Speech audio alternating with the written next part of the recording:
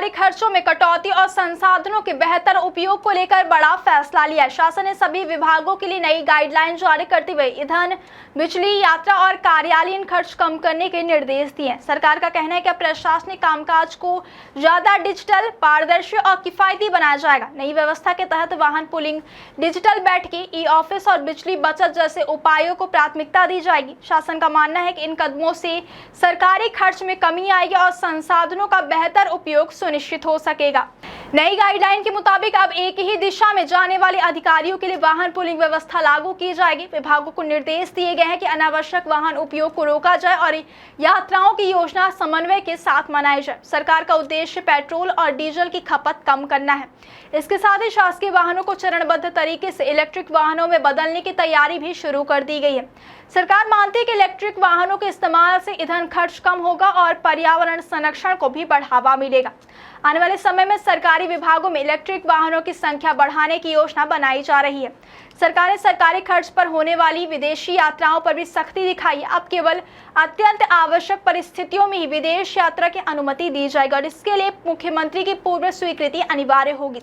शासन का कहना है कि इससे अनावश्यक खर्चों पर रोक लगेगी और सरकारी धन का उपयोग जरूरत के कार्यों में किया जा सकेगा। इसके अलावा बैठकों और समीक्षा कार्यों में भी बड़ा बदलाव किया गया है। विभागों को निर्देश दिए गए कि अधिकतर बैठकें वीडियो कॉन्फ्रेंसिंग के जरिए आयोजित की जाएंगी। भौतिक बैठकों को सीमित रखते हुए महीने में केवल एक आवश्यक बैठक करने पर जोर दिया गया। सरकार का मानना है कि इससे यात्रा खर्च, समय और प्रशासनिक लागत में कमी आएगी। ऊर्जा बचत को लेकर भी सरकार ने सख्त निर्देश जारी किए हैं।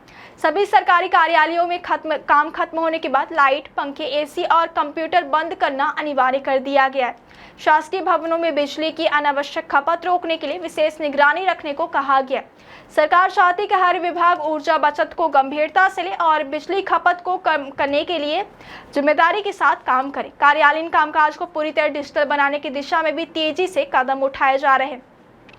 बैठकों में अब प्रिंटेड दस्तावेजों की जगह पीडीएफ और पीपीटी जैसे इलेक्ट्रॉनिक फाइलों के उपयोग पर जोर दिया गया। सभी विभागों को ई ऑफिस प्रणाली के माध्यम से फाइल संचालन और पत्राचार करने के निर्देश दिए गए। इससे कागज की खपत कम होगी और कामकाज की पारदर्शिता और गति आएगी।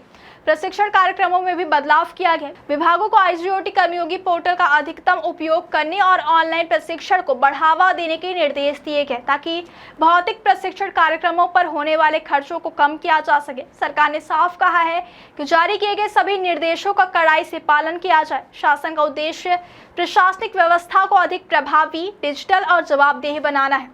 अब देखना यह होगा कि इन नई गाइडलाइनों का जमीनी स्तर पर कितना असर दिखाई देता है और क्या इससे वास्तव में सरकारी खर्च में कमी आ पाती है या नहीं।